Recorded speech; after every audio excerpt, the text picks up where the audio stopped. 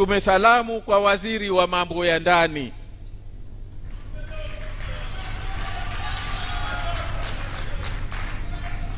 ambaye amefanya leo tufanye mkutano huu katika ukumbi huu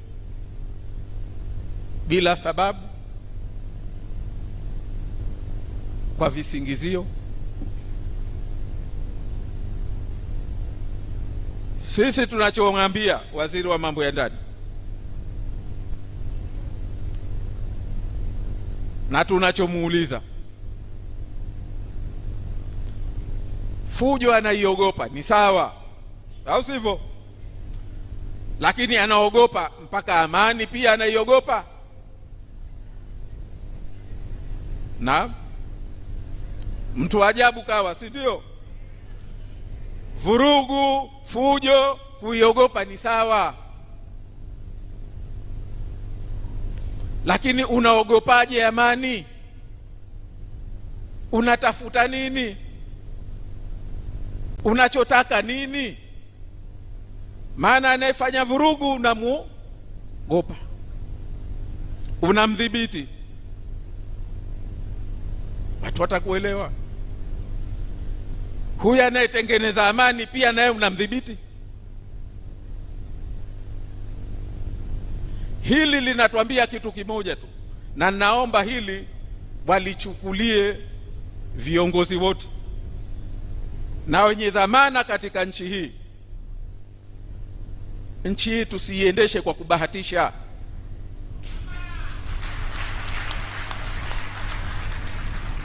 Tusiiendeshe kwa kubahatisha. Kuna mambo mengine ni aibu, mengine ni fedheha kwa Tanzania hii kwamba yanafanyika. Tunaendesha nchi hii kwa kubahatisha. Kama tumepata uhuru jana asubuhi,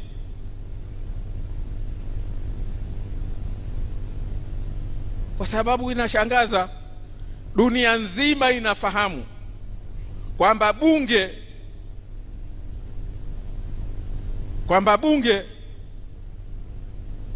ni kikao cha wananchi kuichunga serikali yao. Serikali iende ikajibu ndani ya bunge. Unachokizungumza ndani ya bunge ni proceeding, ni majadiliano ya bunge. Ama kuna hoja imeletwa, ama kuna taarifa inatakiwa itolewe. Jamani wenye bunge, si ndivyo? Ile si ofisi ya serikali, si kijiwe cha serikali. Sasa leo waziri wa mambo ya ndani kenda kulifanya bunge kijiwe cha serikali, ofisi ya serikali, anatoa maagizo ya serikali ndani ya bunge. Mmepata kusikia wapi nyinyi? Ukilieleza mle jambo unachangia hoja au unatoa taarifa, bunge litoe maamuzi. Tumepokea taarifa, tumepokea taarifa. Wanaunga mkono, wanaosema ndio, au sivyo jamani? Si mnafuatilia? Ama iwe ni hoja, wanaunga mkono hoja, si ndio? Wasiounga mkono, spika anasemaje? Wanaunga mkono wameshinda. Hiyo ndio mwenendo wa ndani ya bunge. Haiwi ofisi ya serikali, haiwi kijiwe cha serikali ukatoa maagizo, na maagizo hayo jamani, huo ni tumepotea, ni fedheha, ni aibu. Kwa hilo lazima tusiendeshe nchi hii kwa kubahatisha. Tulipofika si pa kubahatisha, kuna weledi wa kutosha. Lakini la pili niseme, lazima waziri wa mambo ya ndani afahamu katika nchi hii tuna mamlaka tatu. Tuna tamaduni za kuendesha siasa tofauti. Zanzibar tumeunganishwa vyama vya siasa, tumetakiwa viwe vya kitaifa, au sio? lakini hatujaunganishwa utamaduni wa kufanya siasa.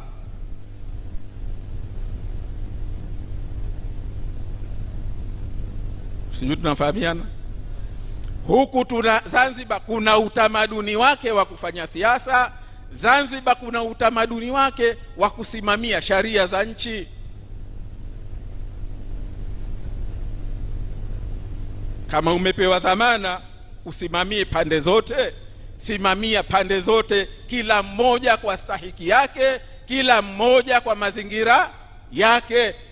Usituchanganyie mambo.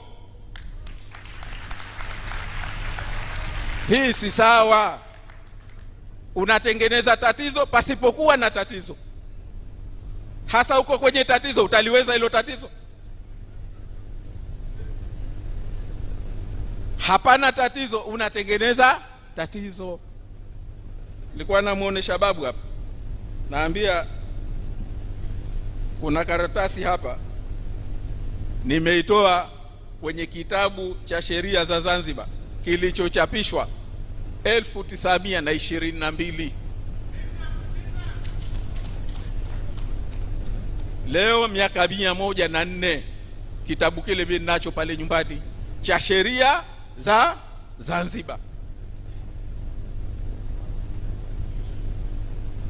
Humu kinatuonesha kwamba tokea 1899 babu ananiambia na mimi huwa naheshimu hekima zake, huwa anaona mbali.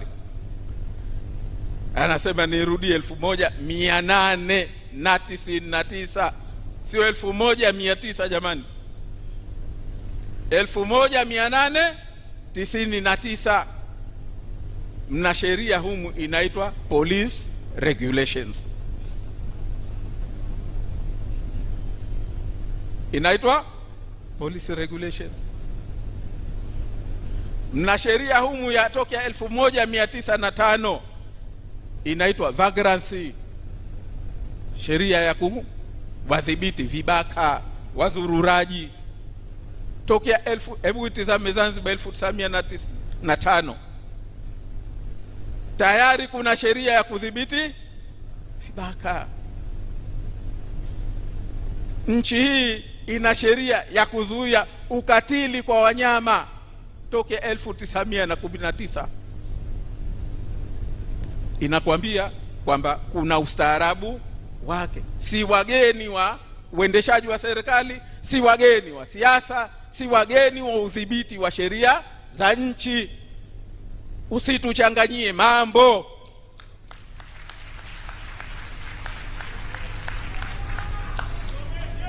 Tuheshimu, tuheshimiane, tuachie, tuendeshe mambo yetu kwa mustakabala tunauona kwa mujibu wa utamaduni wetu wa kufanya siasa.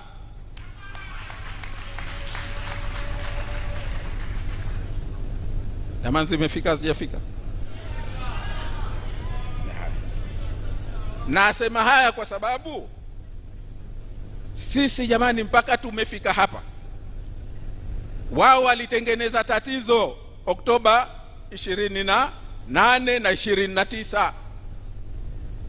Una polisi anamlinda mwizi, anamuona, eti leo ndo kawa mlinzi wa amani.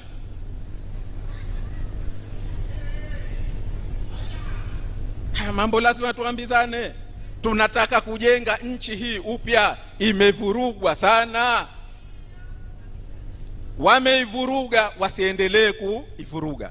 Sisi tuko katika juhudi za kutengeneza, wao wanachojua ni kuvuruga. Na kama si wavurugaji, wao ndio walioleta tatizo hili. Unamlindaje mwizi polisi, una bunduki mbele yako, mbele ya macho yako?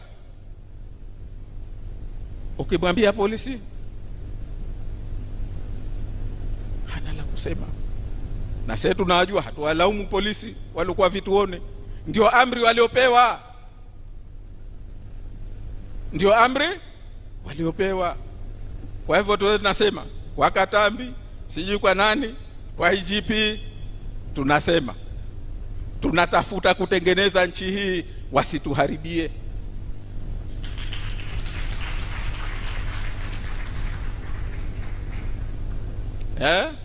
Tunatafuta kutengeneza, tumo katika kujenga. Wao wameshindwa kujenga, wao kazi yao kuharibu. Watu wachie tutengeneze nchi yetu.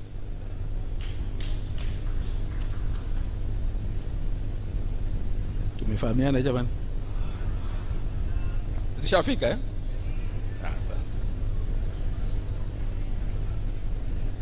La pili, ndugu zangu, nimeambiwa hapa nieleze yale tuliokubaliana.